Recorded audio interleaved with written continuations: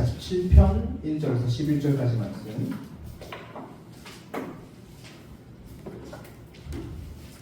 우리 한 절씩 교독하시고 마지막 11절 같이 읽겠습니다. 제가 먼저 읽겠습니다. 할렐루야. 우리 하나님을 찬양하는 일이 선하며 찬송하는 일이 아름답고 마땅하도다. 여호와께서 예루살렘을 세우시며 이스라엘의 퍼진 자들을 모으시며 상심한 자들을 고치시며 그들의 상처를 싸매시는 도다. 그가 별들의 수요를 세시고 그것들을 다 이름 대로 부르시는도다. 우리 주는 위대하시며 능력이 많으시며 그의 지혜가 무궁하시도다. 여호와께서 겸손한 자들을 붙드시고 악인들을 땅에 엎드려 버리시는도다. 감사함으로 여호와께 노래하며 수금으로 하나님께 찬양할지어다. 그가 구름으로 하늘을 덮으시며 땅을 위하여 이를 준비하시며 산에 풀이 자라게 하시며 들짐승과 우는 까마귀 새끼에게 먹을 것을 주시는도다. 여호와는 말에 힘이 쌓여 기뻐하지 아니하시며 사람의 다리가 없으라 하여 기뻐하지 아니하시고 같이 볼까요? 시작. 여호와는 자기를 경외하는 자들과 그의 인자하심을 바라는 자들을 기뻐하시는도다. 아멘. 자, 우리 계속해서 비전의 사람 시리즈를 살펴보고 있습니다. 지난주까지 해서요, 우리 이제 어떻게 하면 비전의 사람, 비저너리가 될 수 있을지에 대한 실질적인 4가지의 질문들을 모두 맞췄습니다.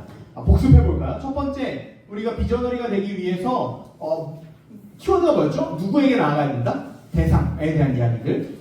직업은, 크리스천의 직업은 돈을 버는 수단이 아니라 뭐라고 했죠? 세상과 거룩한 관계를 맺는 것이다. 대상을 찾아라. 애정을 회복해라. 이야기 나눴고요. 두 번째, 대상과 그 대상에게 필요를 채워주는 것이 우리의 직업이다. 그래서 필요에 대한 이야기를 함께 살펴봤습니다. 세 번째, 와서 본론적인 이야기들을 다뤘죠. 어떤 방법으로 그 필요를 채울 것인가. 뭐였죠? 기술, 자격증, 실력이 아니라 예수님을 사랑하는 마음으로. 그래서 실패한 베드로에 대한 이야기 나눠보면서 베드로에게 한 가지를 확인하셨죠. 네가 날 진짜 사랑하냐. 사랑을 손에 쥐어서 세상 가운데 보내셨죠. 그리고 우리 지난주에 가치에 대한 이야기 기억나세요? 우리가 세상 가운데 대상의 필요를 사랑으로 채워야 되는데 그 사랑으로 채우면서 뭘 나타내야 된다? 가치를 나타내야 된다. 근데 그 가치가 미가서를 통해 3가지 살펴봤죠. 오직 정의를 행하며 인자를 사랑하며 겸손하게 하나님과 동행하는 것이다. 이 3가지 가치를 삶에서 적극적으로 나타내야 된다. 이런 이야기들을 살펴봤습니다. 오늘은 이제 이 이야기들을 가지고 또 다른 차원의 비저너리에 대한 삶으로 들어가려고 합니다. 자, 그 전에 한 가지 이야기들을 함께 살펴볼 텐데요. 이 건물 혹시 아시는 분 있나요? 미국 워싱턴 DC에 가면 제3대 대통령인 토마스 제퍼슨을 기념하는 건물입니다. 그래서 제퍼슨 기념관인데요. 이 기념관이 굉장히 유명한 관광지입니다. 흰색 대리석으로 지어져 있고 보시다시피 이렇게 밤이 되면 조명이 쫙 예쁘게 비춰서 사람들이 많이 찾는 스팟입니다. 근데 이 기념관에 관한 아주 유명한 일화가 있습니다. 이 기념관에 새롭게 부임한 기념관장이 부임하게 된 거예요. 그래서 자료들을 쭉 검토하기 시작했습니다. 근데 계속 뭔가 재정이 새는 한 군데를 발견한 거예요. 그래서 유지보수팀을 불렀습니다. 팀장을 불러다가 왜 이렇게 유지보수비가 계속 발생하느냐고 물었습니다. 그러니까 이 팀장이 뭐라고 이야기하냐면 이 흰색 대리석 벽을 세제로 계속 닦느라 이 대리석이 금방 부식됩니다. 그래서 대리석을 교체하는 비용이 지금 계속 발생하고 있습니다. 라고 대답합니다. 근데 이 기념관장은요, 여기서 왜 세제로 벽을 계속 닦습니까? 라고 질문합니다. 알고 보니까 비둘기 똥이 그 흰색 대리석 벽에 계속 막 붙어 있었던 거예요. 그걸 보기 싫으니까 계속 지우려고 비눗물로 세제로 지웠던 거죠. 여기서 그런가 보다 하고 지나갈 수 있는데 이 기념관장은 또 뭘 질문했을까요? 왜를 질문합니다. 그러면 이 기념관에는 왜 이렇게 비둘기가 많습니까? 질문합니다. 이 팀장이 말문이 막힌 거예요. 자기가 비둘기도 아니고 비둘기 마음을 어떻게 아냐? 오고 싶어서 오는 걸 내가 무슨 수로 아냐? 그래서 조류학자들을 부릅니다. 그래서 조사를 하기 시작해요. 알고 보니까 연구 결과 비둘기가 좋아하는 먹이인 거미가 이 건물에 많이 살고 있었던 거죠. 그래서 보고를 하니까 또 뭐라고 질문했을까요? 그럼 왜 거미가 많냐? 한장하죠. 이런 상사가. 그래서 이번에 곤충학자들을 부릅니다. 연구해 보니까 거미가 좋아하는 먹이인 나방이 많다는 거예요. 역시나 또 질문하죠. 나방이 왜 많습니까? 답은 간단했습니다. 유명한 관광지다 보니까 일몰 시간보다 2시간 일찍 건물의 조명을 킨 게 원인이 됐습니다. 그래서 그 일대 지역 동네에 있는 모든 나방이 그 불빛을 보고 이 건물로 모여들기 시작한 거예요. 해결책은 뭘까요, 여러분? 다른 동네 사람들, 주민들과 똑같이 2시간 늦게 조명 스위치를 켜면 해결됩니다. 유지보수를 더 들이지 않고 비둘기 소탕 작전을 벌이지 않고 우리나라였으면 아마 나방이 많아요? 그러면 방역을 하거나 나방이 몰려드는 어떤 부비 트랩을 막 돈을 들여서 설치하거나 이런 돈을 계속 쓰면서 문제를 해결하려고 했었을 텐데 이 기념관장은 왜? 라는 질문을 계속 던지면서 결국 돈을 한 푼도 들이지 않고 근본적인 문제를 해결합니다. 이 유명한 일화에서 나온 이 경영하게 한 단어가 있습니다. 뭐냐면 5Y 기법입니다. 식품 경영이나 생산 관리직에서 주로 쓰이는 경제 용어인데요. 문제가 발생하면 그 문제를 해결하기 급급한 게 아니라 문제가 왜 발생했는지 그 근본적인 원인을 찾아야 한다라는 거죠. 여러분 제가 이 이야기를 왜 여러분께 나눠드리면서 시작하냐면 지난 5주 동안 우리가 비전에 대한 이야기들을 함께 살펴봤어요. 비전의 사람이 어떤 사람이다. 그리고 그 비전어리가 되려면 어떤 방법을 가지고 어떤 가치를 행하면서 세상에 살아야 한다. 여러분 세상에 나가서 필요를 채우는 필요한 사람이 되십시오. 예수님을 사랑하십시오. 정의를 행하십시오. 주님과 동행하십시오. 이런 거창한 이야기들을 지난 5주 동안 다뤘는데 여러분들의 삶에 변한 것이 있나요? 없죠. 오히려 안 되는 일들 투성이죠. 힘든 일, 어려운 일 투성이야. 뭘까요? 뭐가 문제일까요? 비전의 사람이면 요한복음에 기록한 목적처럼 생명을 얻고 풍성한 생명을 얻는 것. 마태복음의 말씀처럼 예수님의 말씀처럼 생명을 얻게 하되 생명을 풍성히 얻어서 세상을 변화시키고 사람을 살리는 비전의 사람이 돼야 되는 거 아니에요? 비전을 고민하고 기도했어요. 여러분들의 의지와 상관없이 5주 동안 여러분은 와서 비전에 대한 이야기를 들었어요. 그리고 여러분들의 의지와 상관없이 기도하라고 하니까 기도했어요. 의지와 상관없이 마을에서 뭔가 이야기들을 나누니까 이야기들을 나눴어요. 그러면 내 주변의 사람들이 막 살아나고 회사의 문화가 바뀌고 내 삶에 좋은 일들만 계속 일어나야 되는 거 아닌가요? 근데 어때요 여러분들? 아무것도 달라진 게 없습니다. 왜 그럴까요? 왜 그럴까요? 오늘 앞에서 살펴봤던 이 일화처럼 우리가 문제를 하나하나 해결하려고 했기 때문입니다. 결국 우리는 비전의 사람으로 살아가는 게 왜 어렵냐면 삶의 궁극적인 목표, 이 5Y의 왜를 던지지 않았기 때문입니다. 근본적인 삶의 목표, 목적, 방향을 손보지 않았기 때문에 우리의 삶에는 계속되는 문제들이 발생하게 되는 거죠. 그리고 우리는 이걸 고민하지 않으니까 어때요? 일어난 문제들 하나하나를 수습하기 위해 바쁘죠. 그러니까 신앙을 할 여유가 없죠. 이거 일을 하나 끝내면 또 다른 일이 터지고 이거 하나 하면 또 다른 일이 터지고 그거 해결하려고 막 끙끙대다 번아웃이 오고 그러니까 신앙을 할 여유와 여력이 없는 거죠. 여기서 함께 은혜를 나눌 마음이 없는 거죠. 큐티를 할 여유가 없는 거죠. 여전히 우리는 궁극적인 삶의 목표를 나의 성공으로 삼고 있습니다. 돈을 많이 벌기를 원하고요. 남들보다 높아지기를 원합니다. 이렇게 삶의 궁극적인 목표가 내가 되다 보니까 비전 또한 누굴 위한 것으로 생각해요? 나를 위한 것으로 생각하는 거예요. 하나님, 지난 5주 동안요 내가 비전에 대해서 이야기들을 들었어요. 그러니까 내가 이제 이만큼의 정성을 드릴게요. 그러니까 이만큼의 결과를 얻게 해주세요.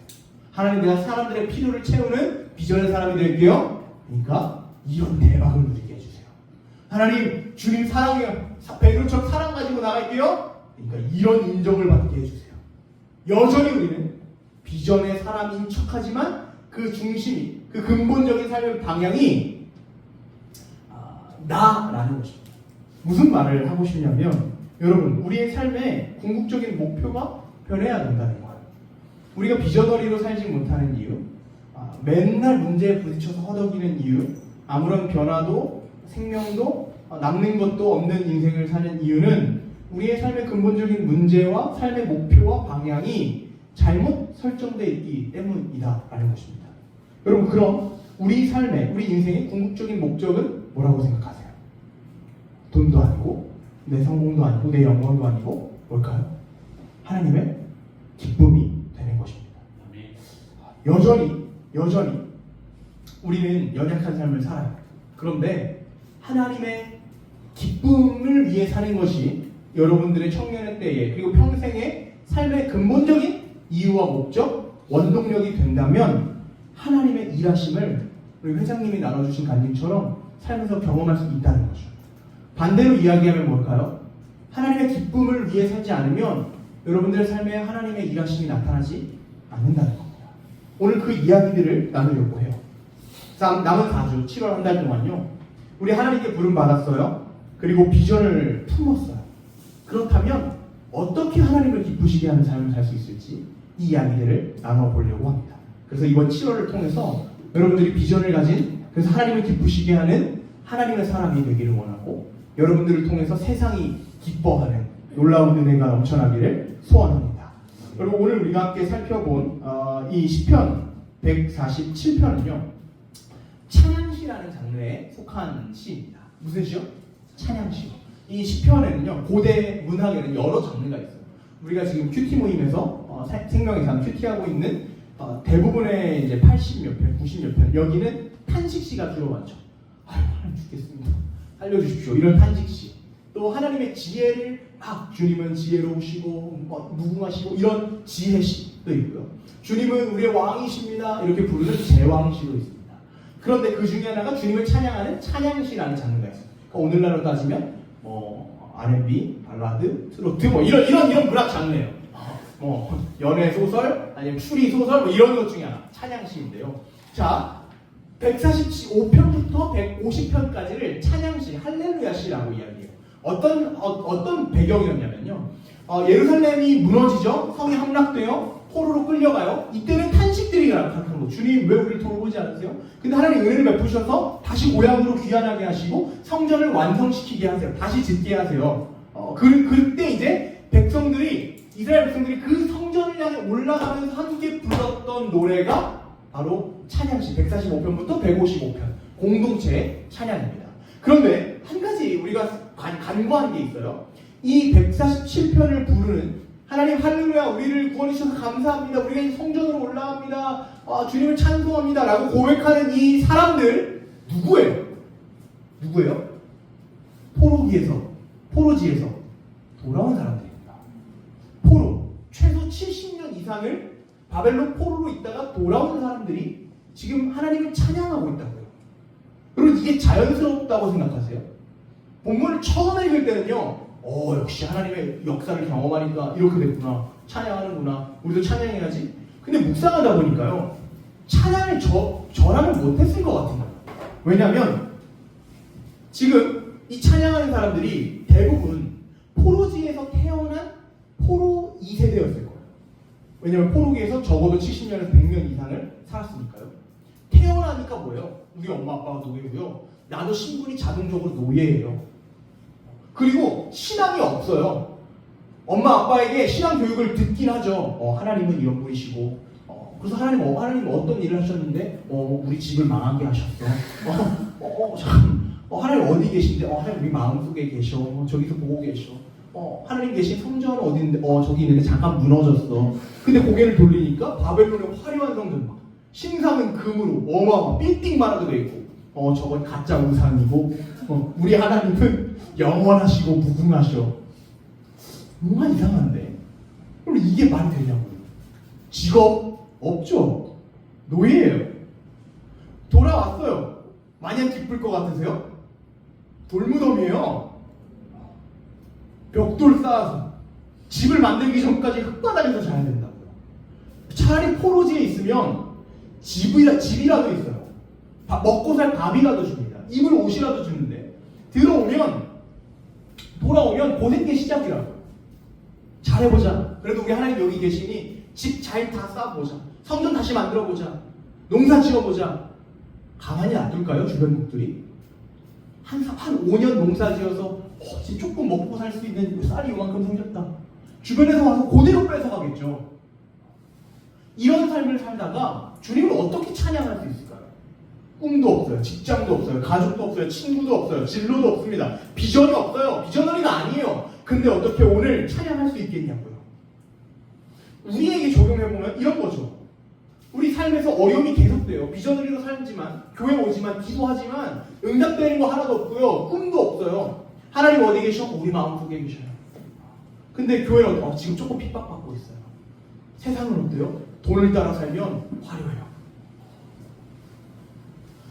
제가 며칠 전인가요? 아내와 저희는 아이쇼핑을 좋아해요. 쇼핑을 못하니까 아이쇼핑을 좋아하는데요. 특히 마트 이런 데 돌아다녀서 장 보는 거 너무 좋아합니다. 2-3시간, 시간 가는 줄 모르고 장을 봐요. 근데 이제 백화점을 가게 됐어요. 근데 우리가 가게 될 백화점은 주로 1, 2, 3층 여기 없고 7, 8, 6, 7, 8, 9층 거기 있잖아요. 거기 이제 캐주얼 이쪽에 있는 거죠. 1, 2, 3층 향수, 명품관, 이런 럭셔리, 골프 이런 데는 우리는 안 맞는다고요. 근데 명품관 구경을 간 거예요. 아내가 좋아하는 브랜드가 있어요. 명품 브랜드. 근데 갑자기 자기는 오빠 나는 이제 이쪽 브랜드로 나아가야겠어. 너무 웃긴 거예요.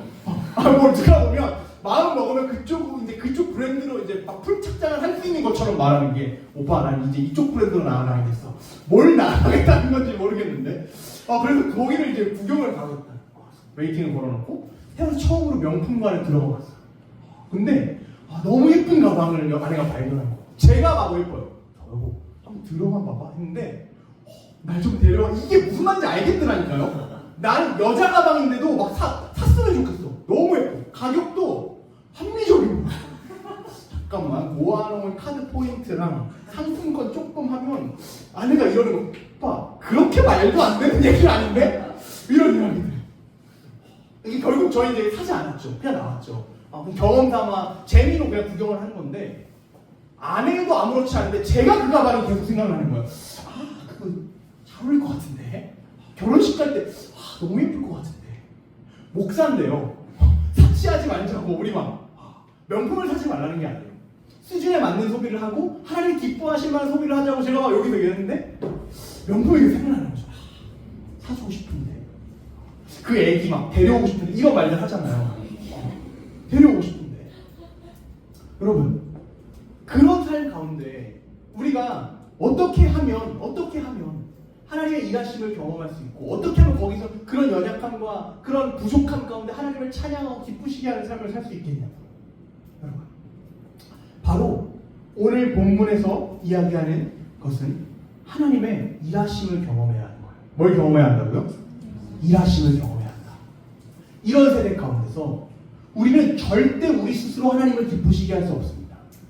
세상에게 마음이 빼앗기고 그 명품백 하나가 하나님보다 더 커 보여요. 어제 큐티한 말씀이 내 머릿속에 계속 맴도는 일은 거의 없죠. 근데 어제 봤던 명품백은 계속 나에게 음성을 들려주죠.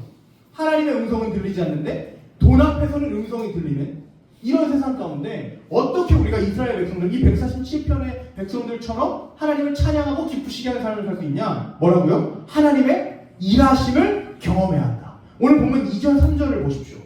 여호와께서 예루살렘을 세우시며 이스라엘의 흩어진 자들을 모으시며 상심한 자들을 고치시며 그들의 상처를 싸매시는구나. 뭘 고백하는 거예요? 하나님의 일하심을 고백하는 거예요. 신앙은요 여러분 겉모습만 치장하는 액세서리가 아닙니다. 죄송하지만 주일날 여기 하루 왔다 가는 것이 여러분 신앙이 아닙니다. 누가 물어보면 난 교회 다녀 라고 말하는 것이 신앙이 아니고요. 바탕화면을 말씀으로 해놓는 것이 카톡 음악을 찬양 걸어놓는 것이 신앙이 아닙니다. 신앙은 겉으로 보여지는 액세서리가 아닙니다. 우리 기독교 신앙은 종교라고 말하지 않는 이유가 뭐냐면 이 신앙이 우리 삶으로 체험되어야 하는 거예요. 기독교는 경험입니다. 체험입니다. 삶입니다. 여러분들의 삶에 하나님의 일하심을 경험하지 못한다면 애통해 하셔야 돼요. 그리고 경험하지 못하는 원인이 뭔지 고민하셔야 됩니다. 그리고 공동체의 도움을 받으셔야 돼요. 신앙은 하나님의 일하심을 경험하는 겁니다. 그래야 하나님을 기쁘시게 하는 인생을 살 수 있고 그래야 비저너리가 될 수 있는 거죠. 그럼 오늘 우리가 살펴볼 포인트는 이겁니다. 어떻게 하나님의 일하심을 경험할 수 있을까? 두 가지로 살펴보고 마치도록 하겠습니다. 첫 번째요. 하나님을 두려워하십시오. 자, 오늘 말씀 10절, 11절 우리 같이 함께 읽겠습니다. 시작. 여호와는 말에 힘이 세다 하여 기뻐하지 아니하시며 사람의 다리가 억세다 하여 기뻐하지 아니하시고 여호와는 자기를 경외하는 자들과 그의 인자하심을 말하는 자들을 기뻐하시는도다. 아멘. 여러분 10절을 보세요. 말에 힘이 세다고 하고 사람의 다리가 억세다는 게 뭘 의미합니까? 말의 힘은요, 이 말이 아니라 동물 말이에요. 당시 이스라엘 군대에서 말은요, 말 한 마리가 이끄는 그 말의 전차는요, 오늘날 K9 자주포 한 대와 같아요. 탱크 한 대와 같은 위력입니다. 말의 힘이 세다는 건 뭐예요? 우리 군사력이 좋다는 거죠. 전쟁에 나간 용사들의 다리가 억세다는 건 뭘 의미할까요? 우리 군사력이 뛰어나다는 거죠. 내 힘과 내 능력과 내 실력을 자랑하는 거예요. 여러분, 이 청년의 때 여러분이 죽어라 공부하고 또 목숨 걸고 기사 시험들을 준비해서 보는 이유가 뭡니까? 세상이 쥐고 있는 그 힘, 능력, 말의 힘, 사람의 다리의 억셈, 이게 두렵고 부럽기 때문 아니에요? 자격증이 없으면, 말의 힘이 세지 않으면, 다리가 연약하면 지니까, 죽으니까, 세상에서 밀려나니까 우리가 죽어라 그것들을 쫓아가는 거죠. 근데 오늘 본문은 뭐라고 이야기합니까? 10절, 11절 다시 보세요. 여호와는 말의 힘이 세다 하여 기뻐하지 않고 사람의 다리가 억세다 하여 기뻐하지 아니하시고 여호와는 뭐 하는 자들? 자기를 경외하는 자들을 기뻐하신대요. 세상의 힘, 세상의 능력을 두려워하는 자들을 기뻐하지 않으시고 누구를 기뻐하신다? 자기를 경외하는 자들을 기뻐하신다. 여러분, 경외한다는 게 무슨 말이에요? 두려워한다는 뜻입니다. 경외는 두려워한다는 뜻이에요. 그러니까 무슨 말이냐면 세상을 두려워하지 말고 누굴 두려워하라? 날 두려워하라 라는 것입니다. 성경은요 300번 이상 우리에게 두려워하지 말라고 이야기해요. 어떤 학자들은 약 365번 두려워하지 말라고 하면서 다양한 해석들을 제시합니다. 우리 1년 365일이듯이 우리의 삶 전체 세상을 두려워하면 안 된다. 이렇게 좀 과하게 해석하는 학자들도 있고요. 결국 300번 이상 두려워하지 말라고 이야기합니다. 근데 아이러니한 모순은 뭔지 아세요? 200번 이상 하나님을 두려워하라고 이야기합니다. 이상하죠? 세상을 두려워하지 말고 하나님을 두려워하라. 이게 무슨 뜻인가? 출애굽기 20장에 가면 정확하게 이 모순처럼 들리는 말씀이 등장합니다. 모세가요 10계명을 하나님께 받기 위해서 시내산에 올라갑니다. 하나님이 시내산에 임재하시는 거예요. 그 임재를 산 아래에 있는 백성들이 보고 무서워서 벌벌 떨기 시작해요. 그리고 요청하죠. 하나님이 우리에게 직접 말씀하시지 못하도록 하시고 모세, 당신이 대신 우리에게 하나님 말씀을 좀 전해주세요. 근데 그 두려워하는 백성들에게 모세가 이렇게 이야기해요. 같이 볼까요? 시작! 모세가 백성에게 이르되 두려워하지 말라. 하나님이 이 말씀은 너희를 시험하고 너희로 경외하여 범죄하지 않게 하려 하십니다. 여기서 경외라고 번역된 단어도 fear, 두려움입니다. 그러니까 하나님은 너희를 두렵게 만들기 위해 오셨으니 두려워하지 말라는 거예요. 말도 안 되는 모순같이 들리죠. 하나님은 너희를 두렵게 하기 위해 오셨으니 두려워하지 말라. 이게 무슨 말이냐면요, 이런 거죠.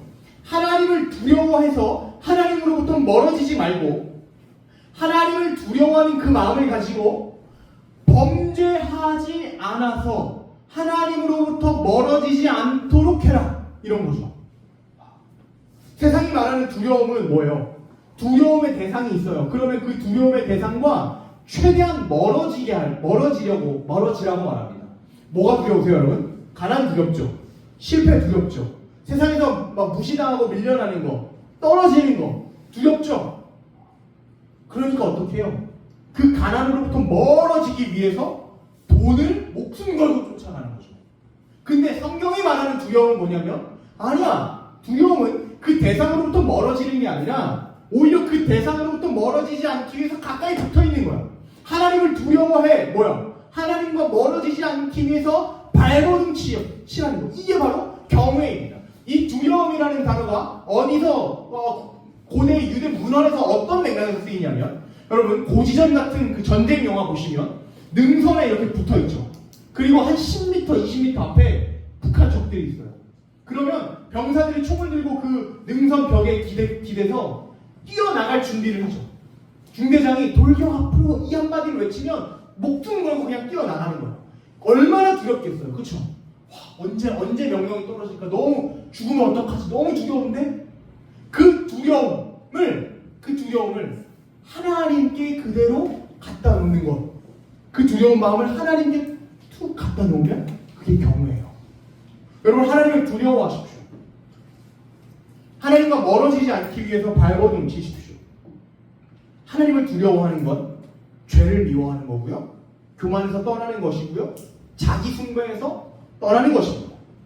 여러분께 질문합니다. 여러분, 하나님 두려워하고 계세요?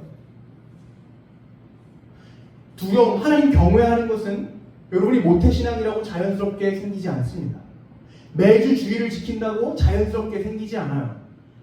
계속 큐티 모임 하시는 분들을 언급해서 너무 죄송하지만 큐티를 한다고 자연스럽게 여호와를 경외하게 되지 않습니다.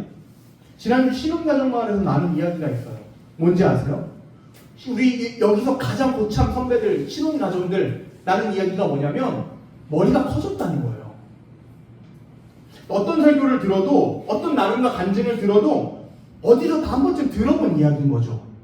그러니까 우리 뭐 하고 있냐면 고개만 끄덕이고 와 나도 그랬지 이러고 있는 거야. 그래서 우리가 많이 반성했어. 와 우리 진짜 머리 커진 것 같아요. 여러분, 나이를 먹는다고 신앙의 연수가 늘어간다고 자동적으로 하나님을 두려워하게 되지 않습니다. 여러분, 우리 민낯을 좀 보기를 원해요. 우리의 현실과 현 위치를 보기 원합니다. 여러분, 아주 오늘 제가 여러분들에게 강력하게 도전할 거예요. 언제부터 주일 하루 끼고 여행 가는 게 당연한 관례가 됐습니까? 언제부터 컨디션이 좀 안 좋아서 주일을 쉬는 게, 온라인으로 예배를 드리는 게 당연해졌습니까? 큐티 모임 신청하신 분들, 신청할 때 그 결단은 어디 가고 이전과 똑같이 살아가는 게 부끄럽지 않으십니까? 여러분, 왜 예수 믿는다면서 세상과 똑같이 살아가게 되냐고요? 하나님을 1도 두려워하지 않기 때문이죠. 하나님이 여러분에게 사랑을 구걸하시는 것 같으세요? 하나님이 용서하시는 분이니까, 하나님 사랑하시는 분이니까, 나를 무화처럼 버려두지 않으시는 분이니까 그래도 될 것 같으세요? 천만의 말씀이요. 하나님, 여러분의 행동을 하나도 빠짐없이 기록해서 오래 참고 계시는 거예요. 우리가 그분은 사랑의 하나님이라고 해서 간구하는 것이 있는데 그 사랑의 전제는 공의입니다. 뭐예요? 죄와 잘못이 있으면 반드시 심판하는 거예요. 두려워해야 됩니다.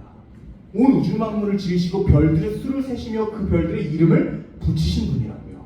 그분이 오늘 손 하나 까딱하면 우리 심장을 멈춘다고요. 상황이 어쩔 수 없으니까 1년에 한두 번 우리는 온갖 핑계를 대면서 어떻게든 빠지려고 합니다.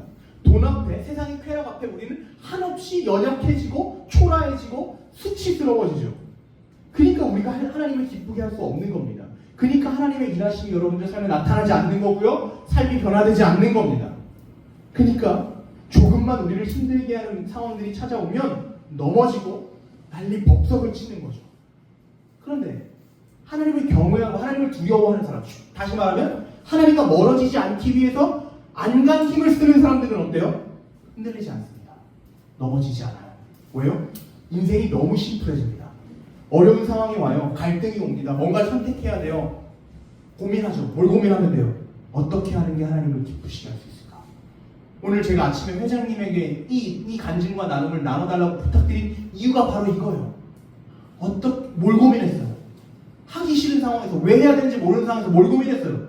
하나님 뭐 왜 해야 됩니까? 다시 말해서 하나님, 내가 하나님을 어떻게 기쁘게 해드릴 수 있습니까? 하나님, 물으니까 목표를 하나님의 기쁨으로 두니까 인생이 너무 심플해지잖아요. 공부할 이유를 발견하는 거죠. 기억하십시오, 여러분. 하나님을 두려워하지 않는 사람에게 기적은 절대 일어나지 않습니다.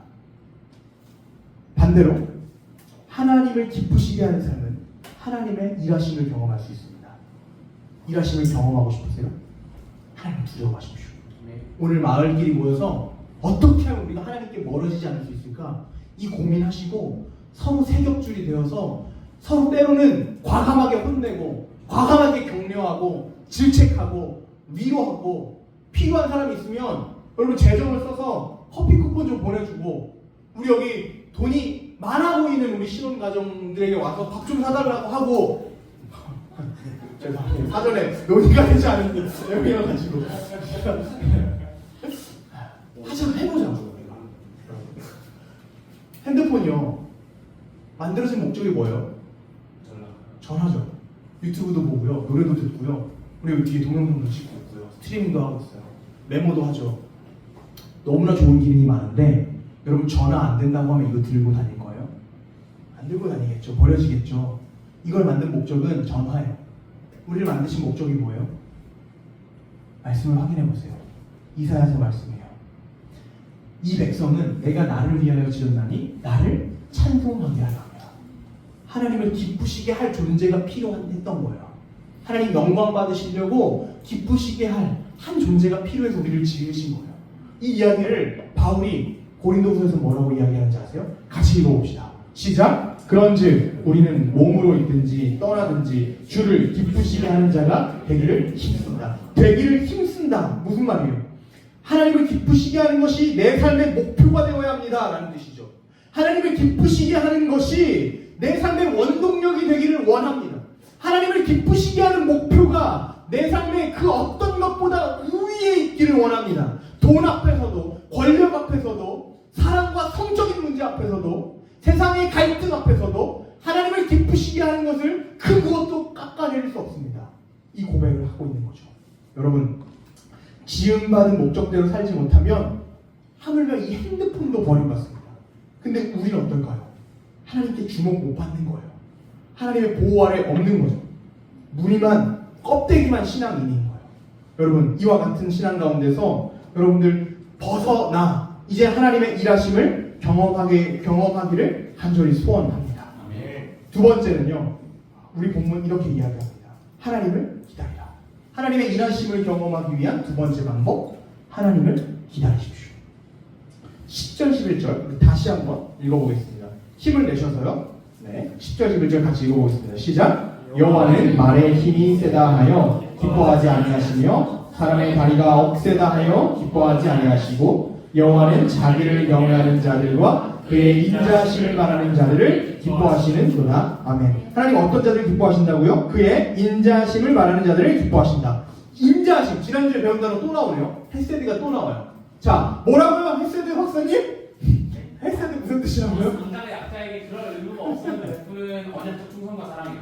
강자가 약자에게 베푸는 그럴 의무가 없음에도 불구하고 베푸는 언약적 사랑과 변함없는 사랑, 충성 이런 것들 헤세드, 인자하심이라고 이야기합니다. 근데 조금 달라요. 오늘 본문은 그 사랑, 그 인자를 어떻게 하라고 말합니까? 바라라. 무슨 뜻이에요? 기다려라 라는 거예요. 세번역 성경을 보세요. 주님은 오직 당신을 경외하는 사람과 당신의 한결같은 사랑을 기다리는 사람을 좋아하십니다. 기뻐하십니다. 여러분, 하나님은 왜 한결같은 사랑, 왜 기다리는 자들에게 일하심을 나타내실까요? 기다림의 다른 말은 뭘까요, 여러분? 기대. 저는 또 신뢰라고 생각합니다. 그렇죠? 누굴 기다려요? 신뢰하는 사람들을 기다리죠. 연인끼리 약속 시간에 10분 늦었어요. 집에 갈 건가요? 왜 리더? 제일 리더가 10분 늦었어요. 10분 늦었네? 오늘 안 오나 보다. 집에 그냥 가나요? 쓰레기죠. 기다려요. 왜 기다려요? 신뢰하니까요. 사정이 있겠지. 재현이는 올 거야. 늦어도 올 거야. 무슨 일이 있을 거야. 기다리는 거죠. 어린아이가 걸어가다가, 갓난아이가 막 아장아장 건너가요. 걸어가다가 넘어져요. 부딪혀서 막 울죠. 엄마, 울어요. 왜 울어요? 엄마가 오면 나를 뭔가 이렇게 고쳐줄 거라고, 일으켜줄 거라는 신뢰와 기대가 있기 때문이죠. 어떤 아이도 넘어져서 오늘 재수 더럽게 온다. 기저귀를 빨리 떼든가 해야지. 이렇게 이야기하는 사람 없다고. 엄마를 신뢰하고 엄마를 부르죠. 똑같은 거예요. 하나님 일하신 경험하기 원하세요? 그래서 하나님을 기뻐하는 삶이 되길 원하세요? 그러면 하나님의 일하심을 기다리십시오. 부르짖고 기다리십시오. 하나님도 마찬가지입니다. 인생을 살다 보면 원인을 알 수 없는 수많은 문제를 만납니다. 정답을 알지 못하는 문제가 허다해요. 그때 하나님은 오늘 뭐라고 말씀하세요? 마의 힘이나 사람의 다리가 억세다, 사람의 다리의 힘을 의지하는 게 아니라 하나님께서 그 신실한 헷세드의 사랑으로 날 반드시 채워주실 거야. 오셔서 도와주실 거야. 이 상황을 역전시켜 주실 거야. 싸매어 주실 거야. 모아주실 거야. 고쳐주실 거야. 하나님 다시 불러주실 거야. 기다리라는 거죠.